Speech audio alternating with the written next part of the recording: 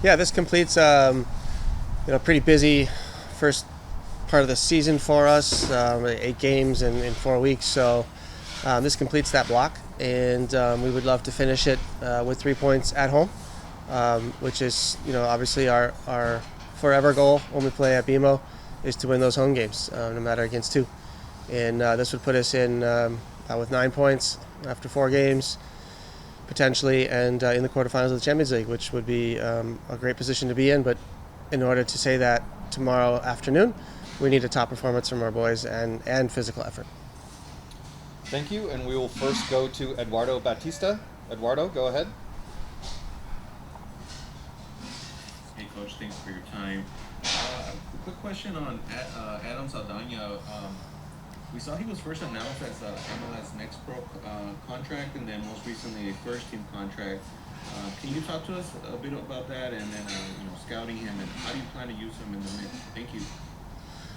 Yeah, as we built the roster, Adam we saw as a player who's no stranger to the MLS, has had his first minutes in the MLS with the crosstown rivals, and he did very well. And as a for a roster player for us and helping out, I think he's fantastic. But he still has room to grow, and we intend to help him on that path. And somebody we believe can have a bright future, not just here, but at other teams in MLS. So, and as roster building goes, you at the beginning of the transfer period, you try to figure out where you need help, where you need to spend money, where you don't, and being a bit thin in the middle of the park, I think being able to add Adam as a late addition has been wonderful for us, and a credit to him to put in the work to be ready.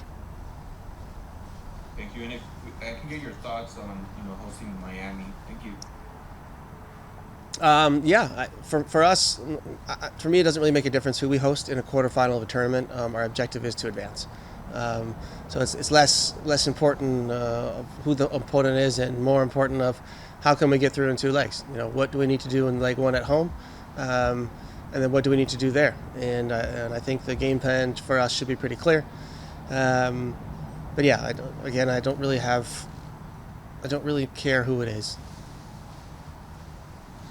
Thank you, Coach. And just a reminder to everybody who has joined, please raise your hand in the Zoom call, and we will call on you in the order in which you raise your hand.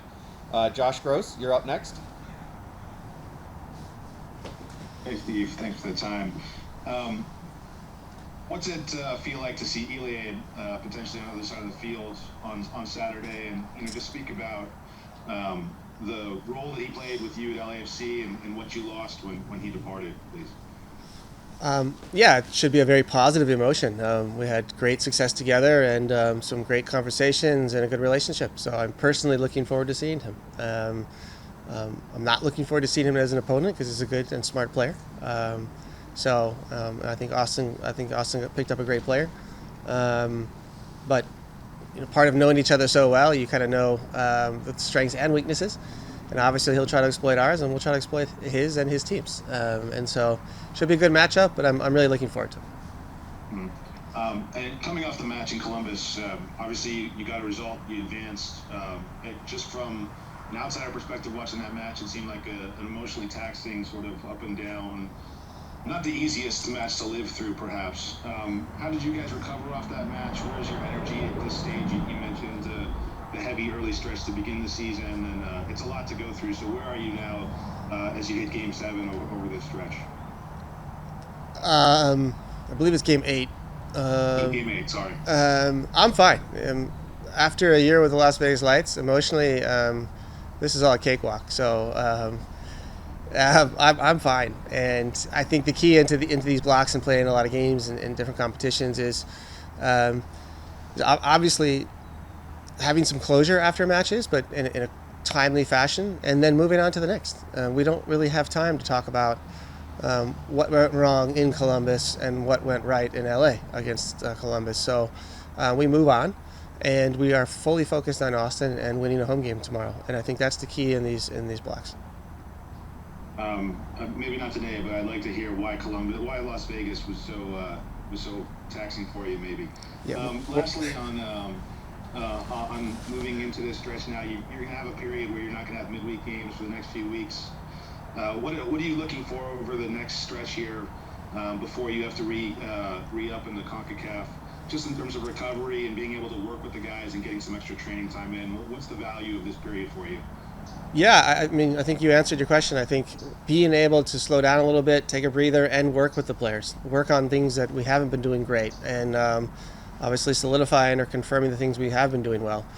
And when you are playing game to game, the training sessions and the actual time you can load guys is between games maybe 40 minutes at tops, and it's really difficult to work on your deficiencies and create a match plan for the up-and-coming opponent that changes every 3-4 days. So we're looking forward to having time with the players so we can slow down, work in detail, and hammer out any questions or concerns players may have, but also work on solutions.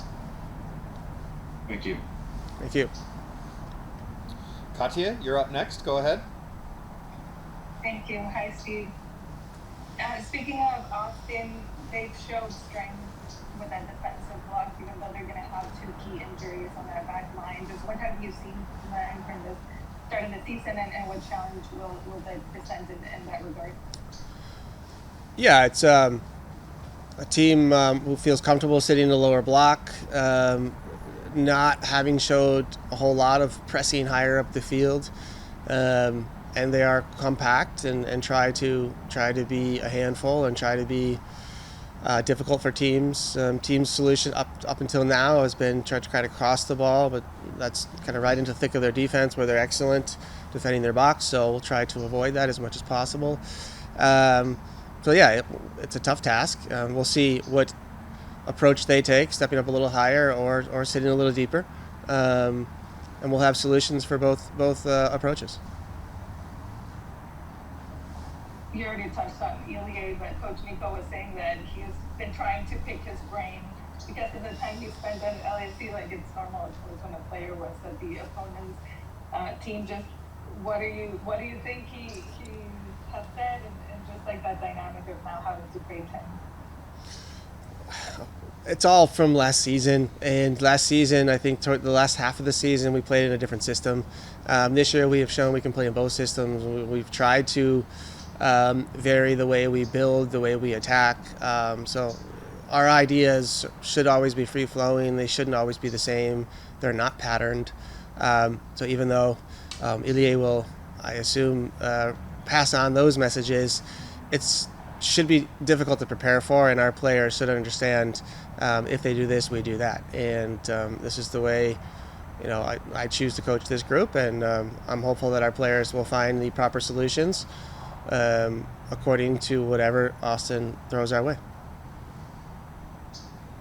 One last one.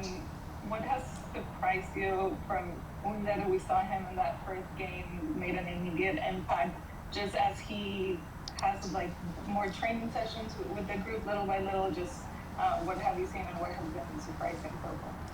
Nothing surprising. I think his career is well documented, and I think what we need is to get him involved. We need to get him involved in the final third. I think he has a lot of tools that will help us break teams down, to help us create more chances and also finish them. And so I think we need to get him more involved. That's the key. And that is up to his teammates, not just him.